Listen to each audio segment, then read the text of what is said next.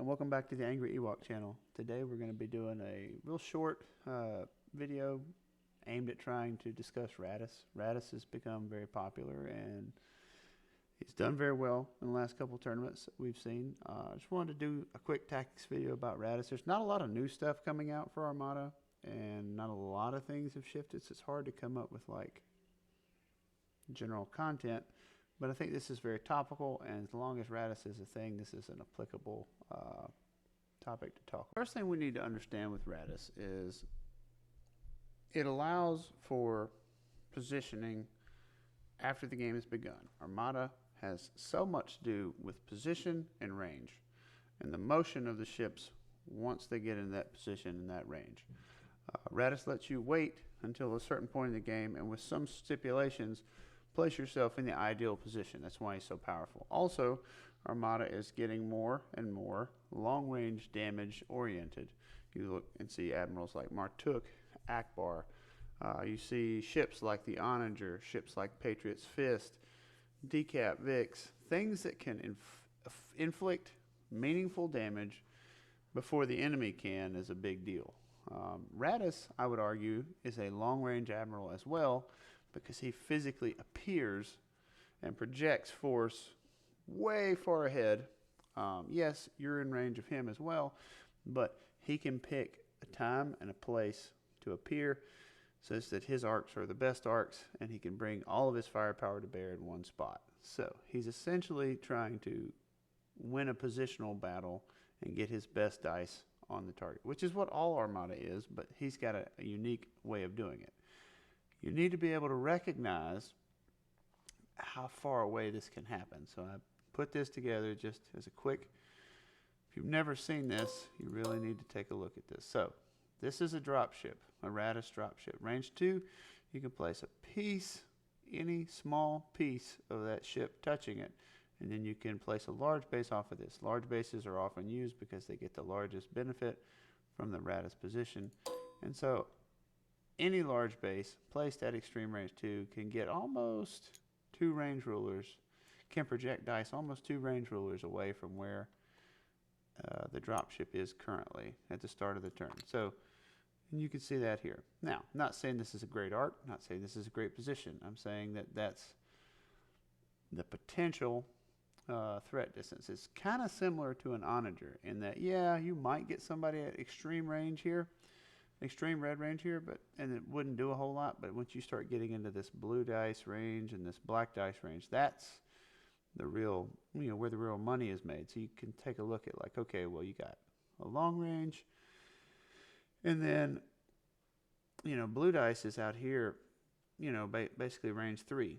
So you're beyond extreme range here, and beyond long range, you're in an extreme range territory, and that's what Raddus gets you. So you got to understand that. And then you combo that with the potential of profundity. A lot of Raddus drops these days are dropping profundity. So distance 2 off of this ship, you got your profundity drop. Profundity can theoretically be in black range here. Now, this is a science experiment. This is a perfect example, and obviously this guy's at fault here for placing his ship in such a way that this can happen. But this can happen if you're not careful. If you're the player playing into this, you should not be so out deployed that this is possible. You should be able to deploy away from this. But this threat range exists throughout the entire game. Until the Raddus drop happens, you have to try somehow to mitigate and account for this kind of a distance, of a striking distance. Now, obviously the hammerhead by itself is not going to really finish off a ship, and it might give up its own points. So a lot of times the hammerhead won't be used unless it can get to safety or can do something meaningful. So realistically, you're looking more at a threat distance that looks like from the dropship out here to blue range of this guy. Because like a Mon Cairn, for example, that's its effective striking distance. That's as far out as it can shoot at all of its dice. So you're looking at, essentially one range ruler and blue or black range off of it, depending on what you're mostly concerned about from that ship. So you're somewhere. Usually, if you're you know, red range plus black range out from it, you feel pretty good about yourself being out of range. So we wanted to discuss the normal Raddus drop. The normal Raddus drop is obviously distance 2, as we just discussed, and a lot of times people will use squadrons to try to box out the Raddus drop, and that's a great idea. I do that all the time. I want to give an example of that here and some ideas to help improve it. So, first of all, in order for this to even be an option, you cannot activate your squads during the squadron phase. During the ship phase, you need to use them during the squadron phase, because if you do it during the ship phase, he knows exactly where they are, and you know, you have less reaction. You want to try to react to the Raddus drop, to block the Raddus drop after all ships have gone. So the fewer things you can activate in squadron phase, the better, especially fast movers. A-wings are perfect for this because they move fast and can get in the way. So, you know, we know that he can drop distance 2, he can be back here, back here. We really can't block everywhere. There's just too much surface area to try to account for. But what we can do, and I've seen some people, they'll like, oh, I'm gonna block out at the edge of range 2. And that's not a good idea, because he only has to get a single teeny tiny piece of the ship base in there, right? So it's very, very hard to block that out with round circles. You would have to spend so much time and put so many A-wings or so many TIE interceptors or whatever in such a tight wad that this is not really a viable strategy, okay? What is better is to go beyond distance 2 and keep them from placing the base. If I do this, I can probably get away with something more like this and get more area covered. If you do something like this, now he can't, there's physically no way for him to get there here. Now, can he come up here? Sure.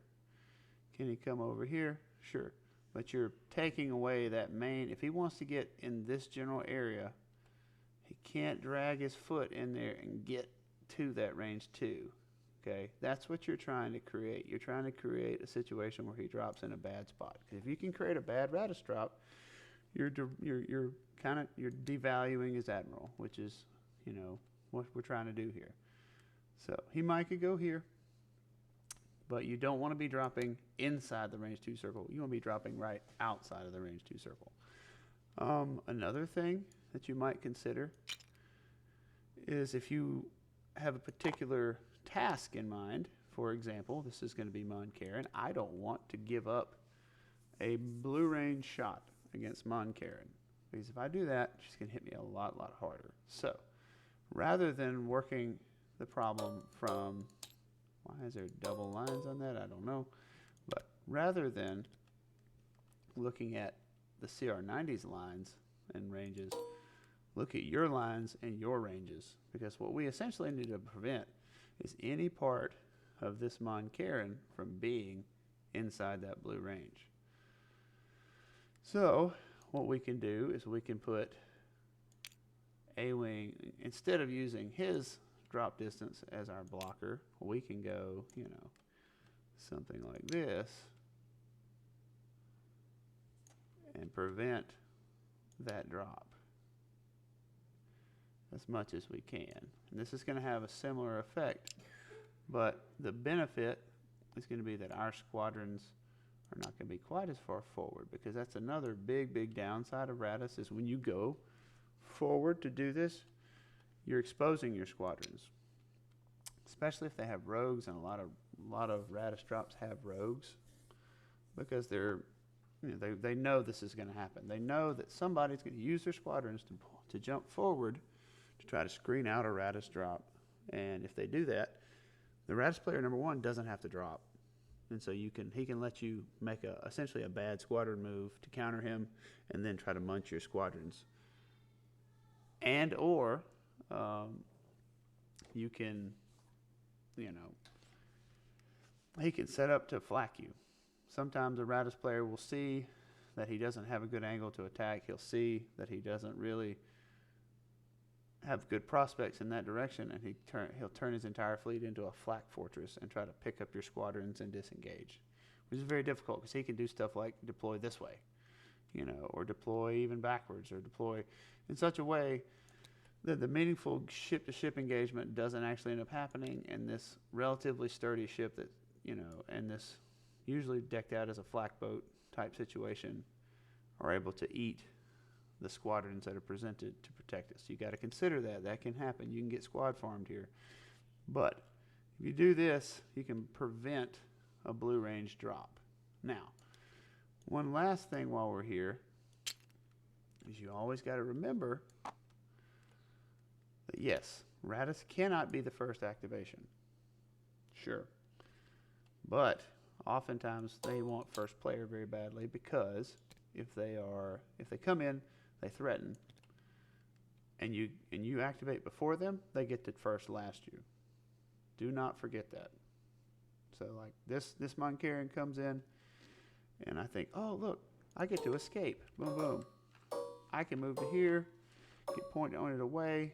Haha, you didn't Raddus me. Well, okay. Moncarian will go. It'll attack and do some damage, and then it'll move to some position or possibly bump, stay exactly where it is. Then the next turn, it gets to go first because the Raddus effect has dissipated and hits you again. So you're essentially taking a first last activation, which anybody who's played Armada for 5 years knows. Back in the day, they used to be pretty much the whole point of the game, so try to first last somebody. I can tell you for an absolute certainty that this assault frigate cannot take Moncarian twice. Not in the same arc, not without doing a repair dial, not without moving. And so that's going to be a big problem. So always, always, always think about trying if you can, and sometimes you can't because you're getting hit with, a hammerhead, and this shot could kill you, so you want to go before you activate, all that. If you go first before the Raddus drop, the big Raddus drop ship, you are essentially choosing to get first lasted. Sometimes that's the right call, sometimes it's not. But you have to think like that because it will happen to you. And long live Armada.